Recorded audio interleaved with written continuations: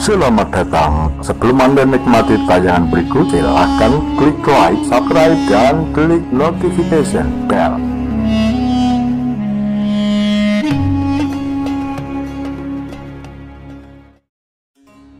Bagaimana nasib Gerwani setelah G30S? Narasi G30S berkembang dengan begitu rumit. Banyak sisi gelap yang entah kapan akan benar-benar terungkap. Akibatnya, tafsir tentang peristiwa yang dianggap sebagai awal kemunculan rezim Orde Baru menjadi sangat beragam. Kabut sejarah ini salah satu mengaburkan dan menguburkan peran serta nasib para perempuan yang tergabung dalam gerakan wanita Indonesia Gerwani, organisasi perempuan yang berafiliasi dengan PKI. Selama Orde Baru berkuasa, masyarakat sempat percaya bahwa Gerwani merupakan sarang perempuan cabul yang suka menyiksa sambil melakukan ritual seks. Mereka dianggap sebagai penebar teror yang dijuluki kuntilanak di siang bolong. Angkatan bersenjata melaporkan bahwa orang-orang kalap yang kemasukan roh jahat dari pemuda rakyat dan Gerwani telah melakukan tindakan teror dengan berbagai cara. Tulis surat kabar tersebut pada tanggal 11 Oktober 1965. Beberapa catatan menyebutkan bahwa Gerwani baru benar-benar mendekat ke arah PKI setelah pemilu 1955. Berkat dukungan Gerwani, PKI mendulang banyak suara perempuan dan hasilnya menduduki peringkat keempat. Menurut Amurwani Dwi Lestariningsih dalam Gerwani Kisah Tapol Wanita di Camp Langtungan, halaman 53 tahun 2011. Keberhasilan PKI dalam pemilu secara tidak langsung juga menguntungkan Gerwani. Dengan membonceng PKI, Gerwani berhasil menempatkan 6 anggotanya di kursi DPR. Mereka adalah Suharti Suwarno, Salawati Daud, Suwardiningsih, Maimunah, Umi Sarjono, dan Nyonya Mukdikto. Setelah peristiwa berdarah pada tanggal 1 Oktober 1965, Gerwani yang banyak memperjuangkan kesejahteraan perempuan dan anak-anak itu harus ikut celaka.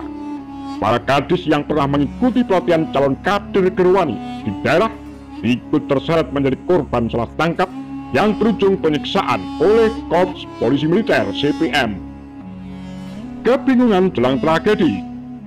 Telah begitu banyak penelitian ilmiah yang dilakukan untuk menguak nasib naas para anggota Gerwani pasca G30S. Salah satu penelitian terkemuka yang konsisten menelaah Gerwani adalah Saskia Eleonora Wieringa, Profesor Gender dan Perempuan, serta hubungan sesama jenis dari Amsterdam University. Menurut Wieringa, seperti terdapat dalam buku Penghancuran Gerakan Perempuan halaman 425 yang terbit 2010, Gerwani sebagai organisasi tidak pernah terlibat kudeta pada 1 Oktober 1965. Pada 30 September malam, justru terjadi kebingungan dalam internal Gerwani di tingkat pusat. Suharti Suwarno datang ke kantor pusat Gerwani sambil membawa pesan dari partai, yakni dibutuhkan beberapa tenaga perempuan untuk mengurus konsumsi bagi peserta pelatihan Operasi Ganyang Malaysia di Lubang Buaya dan Halim. Aktivitas penyediaan konsumsi itu pada kenyataannya kacau balau. Para perempuan tidak bisa memasak lantaran tidak ada dapur umum yang berfungsi. Begitu pagi menjelang, sejumlah perempuan yang dikirim ke Lubang Buaya kembali lagi ke kantor Gerwani dengan wajah kebingungan sambil membawa cerita pembunuhan yang simpang siur. Salawati Daud, salah seorang pucuk pimpinan Gerwani dan anggota DPR dari PKI, mengayuh sepedanya menuju gedung DPR untuk mencari informasi. Setelah ditelusuri, pada malam itu ternyata Gerwani bukan satu-satunya organisasi perempuan yang mengirimkan anggotanya ke Lubang Buaya dan daerah Halim. Sekitar 70 perempuan berusia 13-16 tahun berkumpul di Lubang Buaya pada malam menjelang 1 Oktober. Selain Gerwani, sebagian besar dari mereka berasal dari berbagai organisasi underbau PKI, seperti Pemuda Rakyat, Sentral Organisasi Buruh Seluruh Indonesia (SOPSI), dan Barisan Tani Indonesia (BTI). Bahkan ada juga kelompok istri prajurit Jaga Benawa. Kelompok-kelompok perempuan ini digerakkan langsung oleh pimpinan-pimpinan daerah atas nama PKI tanpa melalui Federasi Perempuan. Perintah partai yang semacam itu sudah sangat biasa terjadi, maka tidak seorang pun yang mempertanyakan kebenarannya, ungkap dirinya. Kampanye anti Gerwani dan pendukung Soekarno. Setelah peristiwa 1 Oktober 1965 yang kemudian dikenal dengan sebutan Gestapo, para pimpinan Gerwani baik di tingkat pusat maupun di daerah langsung menjadi incaran CPM.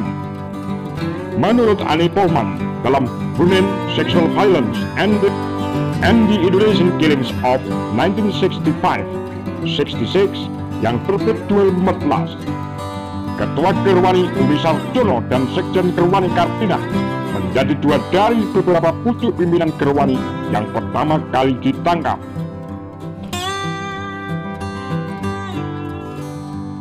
Saat itu, Umi Sarjono sedang menghadiri sidang parlemen yang diadakan pada 1–17 Oktober 1965. Sebelum masa reses, ia mendengar kabar bahwa telah terjadi pembunuhan dan pembakaran di kantor-kantor Gerwani. Rumah-rumah para aktivis Gerwani yang juga dijadikan kantor cabang tidak luput terkena amuk massa. Umi, Kartina, dan beberapa anggota Gerwani lainnya lantas diizinkan berlindung di Senayan. Tidak lama kemudian mereka didatangi polisi militer dan dibawa ke markas Kodam Jaya. Meskipun tidak diperlakukan kasar, Kartina mengaku mendapat tekanan mental yang sangat kuat.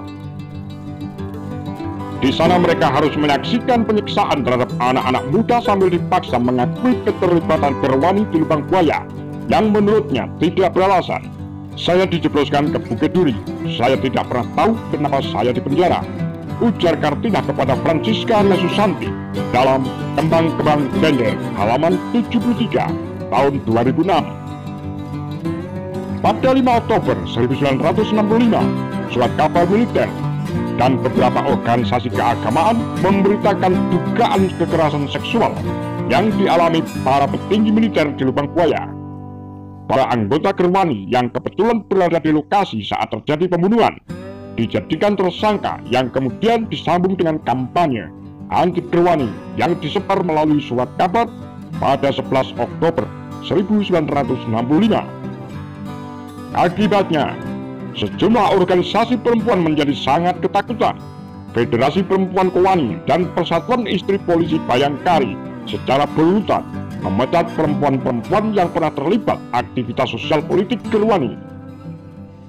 Secara resmi, Gerwani dikeluarkan dari keanggotaan Kowani pada 29 Oktober 1965. Penangkapan para pimpinan Gerwani terus berlangsung sampai Desember 1965. Sebagian besar dari mereka yang ditangkap di Jakarta dan sekitarnya langsung dijebloskan ke penjara perempuan Bukit Duri tanpa melalui proses peradilan. Namun tidak sedikit dari mereka yang berhasil kabur sebelum ditangkap. Seperti halnya yang dilakukan salah seorang pimpinan cabang Gerwani bernama Sujina. Ia bersama perempuan-perempuan lain lantas bergabung dengan barisan pendukung Soekarno dan secara intensif melakukan kampanye dari bawah tanah. Situasi menjadi begitu buruk. Kami tidak dapat berharap apapun selain Soekarno memegang kekuasaannya kembali serta mengakhiri segala pembunuhan. Maka kami sebarkan pamflet ke berbagai tempat, ungkap Sujina sebagaimana dikutip Beringa. Di tahun-tahun berikutnya, dakwaan terhadap Gerwani beralih. Mereka tidak lagi dikait-kaitkan dengan peristiwa di lubang buaya, melainkan karena aksi mereka mendukung pemulihan pemerintahan Soekarno. Berakhir di pelantungan. Sampai tahun 1967, ribuan anggota Gerwani dipenjarakan di berbagai wilayah Indonesia. Oleh Orde Baru, Gerwani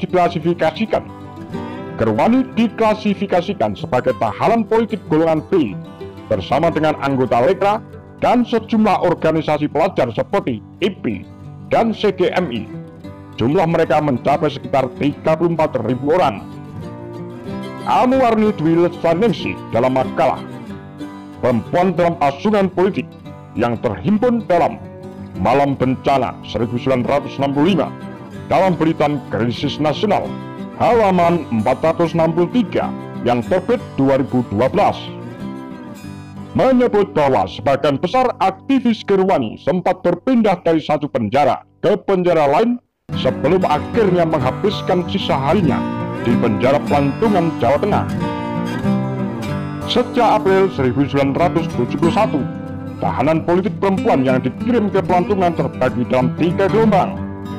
Gelombang pertama dari beberapa wilayah di Pulau Jawa. Gelombang kedua berasal dari Jawa Barat, Kalimantan, dan Sumatera. Sedangkan gelombang terakhir adalah rombongan dari penjara Bukit Duri, Jakarta. Keadaan mereka tidak seluruhnya buruk, namun setiap kali terjadi interogasi, para tentara merobohkan kondisi mental mereka dengan penyiksaan dan pelecehan seksual. Para tentara biasa membuka-buka rok dengan kaki di bawah meja ketika mereka duduk di atas kursi dan berhadapan-hadapan dengan para tapol perempuan.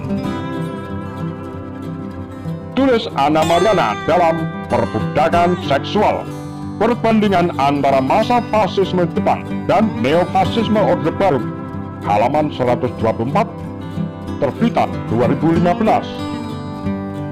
Menurut pengakuan Kartina, ibu-ibu Gerwani yang tidak tersentuh gagang pecut hanya mereka yang pernah menjabat sebagai anggota parlemen.